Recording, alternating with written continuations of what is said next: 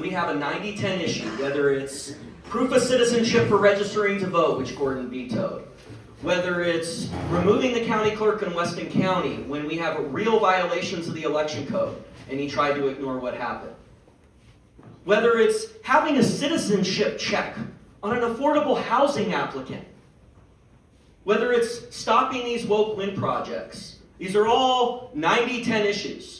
And the reason why Gordon does what he does, it's a tactic the insiders use. They want to distract. When he has these outbursts, he wants to get me to fall for it and duke it out with him. He can make claims. He wanted me to go in a room with nobody else there so he can make things up, and the media, of course, will make it sound like everything he says is gospel and everything I say is fact-checked. So it's one of their favorite tactics, and I'm not going to fall for it. I'm going to continue to stand for the truth, for the silent majority, you, that believes in these America First Wyoming values and just wants some representatives for once that will deliver the goods. And stop talking during campaign time with these worn out slogans and not getting the job done. So you don't have to worry about that with me. And just like we won on all those issues we laid out, and there's more of them, that's why he hates me so much. It goes back to 2019 when we tried to get access to markets to coal, and that was his first veto, his first 90-10 issue he vetoed, and we forced him to do the right thing because of the public outcry. I'm going to continue to stand for what's right. And I guarantee you we will win because it's an election year, and we're going to get at least 2 of the other members of the board to get on board with this condition. I'm Chuck Ray. A little bit about me in terms of my bio. I was 12 years old. I'm 36 now. I think I'm 5 or 6 months younger than Megan. Megan's a little bit older than me, but... what's that? Sorry, yeah. I did kind of date you there, but it's on Wikipedia. But when I was 13 years old, the history books haven't talked about this a ton. We all remember The Apprentice. Let's face it, it was a big part of why President Trump won. It was such a great show, right? It was America. It was when you had the sort of the game show boom, 2001, 2002, that was started by Survivor, but you had just everyday Americans that were doing their best. They were given an assignment. They broke out into teams, and the ones that worked together and reached their full potential, they won. And the losing team, one of them was fired every single week. It was what America's about. It's about achievement. And at one of those boardrooms in that first season, there was a contestant that he was keeping around longer than he probably should have. And he revealed why. He goes, you went to Wharton. That's where I went. That's the best business school in the nation. And I was sitting there with Mr. Trump. This is before he got into politics. I'm like, that's where I want to go. So worked really hard, ended up getting into that university. And then in 2008, the first thing that happened when I got there, literally 2 weeks after, in September of 2008, was the financial crisis. And I'll never forget the first week where we went into this auditorium and the MBAs, the horror on their faces, because a lot of them had engaged in the practices that got us into this. And I got pretty disillusioned pretty quickly and decided that I wasn't going to go into banking or consulting or what most of the folks that go to that university go into. But I was a little bit lost, and then in 2012 I got a call from my dad, and he said, look, because we own radio stations in Wyoming, most of ours are in Casper, and he said, look, I'm losing my health, you got to take these over, we got to sell them. And it all kind of crystallized in that senior year. So I took over the business in Casper, we relaunched those stations, really grew them, and started a radio show on our AM KVOC, the Voice of Casper. It's our longest running station in Wyoming on one frequency, 12:30 a.m. And started a show that was focused, it was kind of a variety show, it was a morning show focused on events and things like that, but then it became more political over time. And I was so tired of these politicians, the good old boys club that would go down to Cheyenne and do the exact opposite of what they said they were going to do. So I decided to run for legislature. Won in 2016. First bill I filed when I got there was the ultrasound bill. And we brought it through. It was the first pro-life bill in 30 years one of my mentors, Bob Brechtel, who still lives in Casper, East Casper, he had worked really hard on this. And the timing just wasn't right. Friedenthal vetoed it a couple times, and a couple times it got killed in committee. But that bill really set off a wave of pro-life legislation that culminated in the pro-life trigger bill, which of course banned abortion in Wyoming, and this very radical Supreme Court undid that. Worked a lot on pro-life issues and want to do that at the federal level as well. Worked a lot on getting access to markets for our coal. And that was, alluded to it earlier. We had two governors, Meade and then Gordon, who refused to sue the state of Washington for their interstate commerce clause violation and the fact that they've blocked for 15 years now the ability for us to put our product on some barges and get them to other markets so that our people can reach our full God-given potential. It's offensive what they're doing. It's unconstitutional. And of course, that appointed AG has been doing nothing on it. Great question there from, I think Chuck, or no, somebody asked that. We need a great AG. And, just like a town hall like this I was having in East Casper one day at Pizza Ranch up there, and somebody said, the legislature should step in and do something. And I was like, yeah, they should. That's a great idea. So why don't we write a bill saying that if the AG won't do anything, the legislature will act on behalf of the people of Wyoming and step in and sue the state of Washington. And that's the bill that Gordon vetoed in March of 2019. Now, we forced him to do something. This is why he doesn't like me, because I don't give up. When the Black Jewel Mines went bankrupt in July of 2019, we kept fighting. We said he's doing nothing on this. And then in January 2020, he finally filed the litigation because we were going to override his veto in the next session. Unfortunately, though, and this is why you need active leadership that understands good timing, what happened 2 months after January 2020? COVID. And that whole case got locked into the judicial docket, getting delayed. And then, of course, we had the 2020 election debacle, and the Trump administration's approval went away. So that's one of the things that I really want to work on, is getting access to markets for our coal. And I have worked on it. And then one of the other issues that I've sort of became, and it's not the only one, I'm not a one-trick pony. Okay, I keep telling you, everybody says I got to stop being a one-trick pony. I'm not a one-trick pony. But election integrity, even before it came to the forefront, is an issue that I viewed as just central to our republic. And I know you all agree here in Albany County. So we've got issues in Albany County. And I started in the second year I was in the legislature in 2018 filing the voter ID bill. And with the insiders and the media and the clerks and all the people fighting it, the Democrats, it took us 4 years just to get voter ID. But I kept filing it every year, and we kept getting recorded votes, and we kept running against the rhinos on their just outrageous votes against voter ID. And then we got it to the finish line in 2021.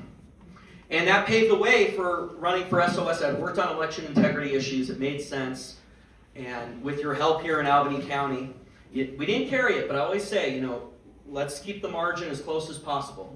And, I think back to so many of you. I have so many stories. I can't do them all. I'm sorry. But, Sandy, remember we went out to Buford and we put out that 4x8? That was so... this time I've got Gabe as the campaign. Can we give a round of applause for Gabe? Gabe Sam, who's our campaign manager.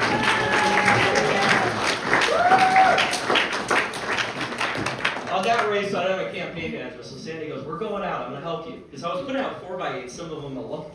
Sandy, we were out in the wind, and it was fun though. And then, it's just so many stories from this room. And thank you, Diana, for, Taylor. So many of you stood with me over the years. Jerry and Rick. It's just, you're my neighbors and you're my friends. And you believe in me. And I'm not going to forget that. So as SOS, you helped me get to the finish line on that, and we hit the ground running on that. We brought proof of citizenship for registering to vote through. Of course, you remember, in the veto heard around the world on April 12th of 2024, Gordon vetoed that. Literally, as he hands me the veto, he handed it to me. And I turn on Trump at a Mar-a-Lago press conference with Speaker Johnson announcing that proof of citizenship for registering to vote is his #1 legislative priority. And of course, that became the Save America Act. Literally, as our governor was vetoing it, President Trump was saying it was his #1 election integrity priority. And think about how just out of touch he is. But we didn't give up. When we got our conservative majority in the House, which we've worked long and hard on, we brought it through. Representative Bear had a great bill. We brought proof of citizenship for registering to vote through. We closed our primaries. That was our number one priority in 2023. And I told Representative Haraldson, I was like, because that bill had been locked in a variety of legislative minutia for a decade. I had seen it as a member. I told Jeremy Haraldson, we're running this in 2023. We're going to do it as a House bill. House is going to take the charge on this. And it worked. I mean, we cleared the legislative deadlock, and that was our first session, and we stopped. It's no coincidence that the first election cycle after the primary was closed was when the Freedom Caucus took the majority. It's not a coincidence. You had 20% of the electorate switching into the Republican primary before we closed our primary in the last 90 days. It was 20% of the Republican, so-called Republican primary electorate. So that's made a huge impact. Of course, the papers aren't going to talk about it. We banned ranked choice voting. We banned the Zuck bucks. We've taken on fraud in a variety of ways, although the legislature has stymied us on a couple of our approaches on taking on fraud. We, in a joint operation with the FBI, dissolved entities tied to North Korea. So I always say, we took on North Korea and we won. We won. And now I want to be your next U.S. Congressman. And I had that intro because the track record, again, is there. You don't have to worry about it. So many of you have told me, I mean, we're tired of these politicians that tell us everything in campaign time. And you're right to have your guard up. But all those tactics that the insiders, the media, the Democrats have used against me over the years, and there are scars, I don't care about their lies, their deceit, their machinations, their circular reasoning. I serve you, the people of Wyoming. Now here's what I want to work on. One, we've got to protect every one of our industries. They've been under attack for over 30 years. Coal, we've got to get access to new markets. And I want to leverage the powers of the federal government. There are a lot of things we can get into a Q&A that can be done to get that terminal so we can get access to markets. We need to remove all the subsidies for woke wind. Woke wind is in...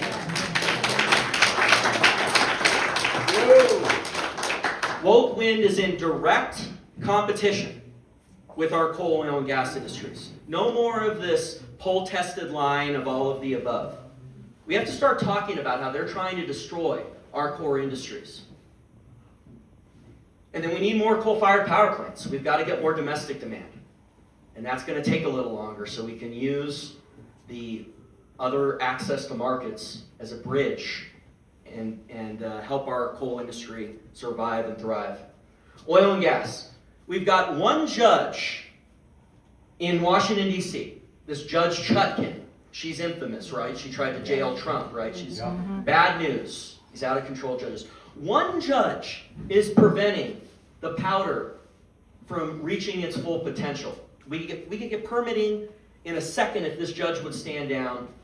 We could fill SPR back up, the petroleum reserve, lower prices. That could be Wyoming that is in the center of the answer for our country. And you know what our Congress needs to do? And it's in our Constitution, it's been done before.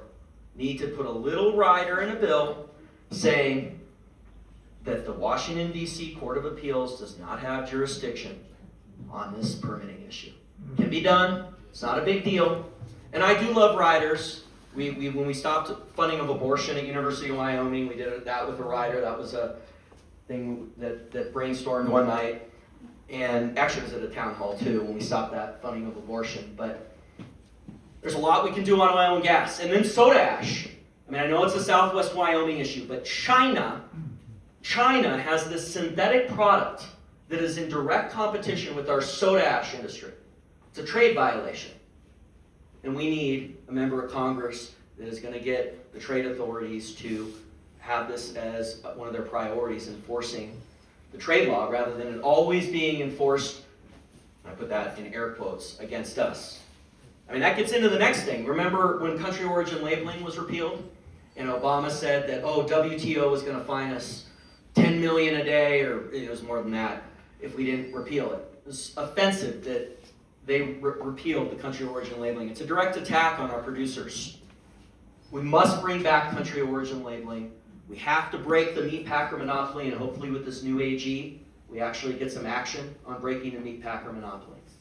So all of our industries, when I first got involved in 2015, I just thought it was so offensive that our people couldn't reach our full God-given potential because of these attacks on our industries. And the same, President Trump's doing great work on reversing this, but they still are under attack from the radical left and the media and the insiders. Point 2, we've got to continue to close the border. President Trump has done great work on this, to codify the executive orders and build the wall so that if the pendulum shifts again in the future, we don't have an executive that just does what Biden did and lets them all back in. We have to put in place these permanent measures. We need an aggressive Congress that is going to leverage all the powers of omnibus bills, must-pass bills, to get the funding done so the Trump administration can have the backup to build the wall. 3, baseline election integrity measures. Now, we became the model in Wyoming. We were the first state in the nation to have an ironclad proof of citizenship requirement for registering to vote. That's the Save America Act. Voter ID, that was 2021. And we have to hold the line and make sure the Senate passes the House-passed bill, and we just keep passing it every single month. And the House needs to be clear that there's going to be some real consequences if the Senate does not take action on the Save America Act. And I can tell you as a former chief election official, or at that time I'll be former, this is a huge priority for me. There's really only one other in the entire Congress of 435 that is a former chief election official. And so I want to be on the House Admin Committee, work on these election integrity measures. It's a key priority for me. Protecting the Second Amendment, protecting pro-life, all the above. And I can tell you, you know what you're going to get from me. You're going to have representation that advances your will in every single moment of the day. I'm going to be working to get these priorities into the appropriate bills. That's what you're going to get from me. So I'll open it up to Q&A. Really excited to talk more about these issues. The debt, the budget. I mean, what's the number one cause of inflation in this country? The Biden inflation, by the way. Democrats. Yes. Yeah, the Democrats are true. And then the second, the root is the spending, the debt. Deficit. And they don't teach that in these schools anymore. I asked them, I did have one school group that got it right, but we need to be talking about this more because it really is the spending that is causing the inflation. And one of the other things that inspired me was back in 2010 when it was 40 members that became the Freedom Caucus. At that time they hadn't formed. I was in college, and they leveraged the only reduction in federal expenditure other than the '94 revolution. And they said, we're not going to pass a debt ceiling, Obama, if you don't reduce the federal budget. And that was the sequestration limits of 2010. That's what it's going to take now. You need 40 to 50 really strong members of the Republican caucus that are going to hold the line. And I'm going to be one of those members and get that momentum around controlling expenditure. So I'm going to open up to Q&A, continue to talk more about these issues. Thank you.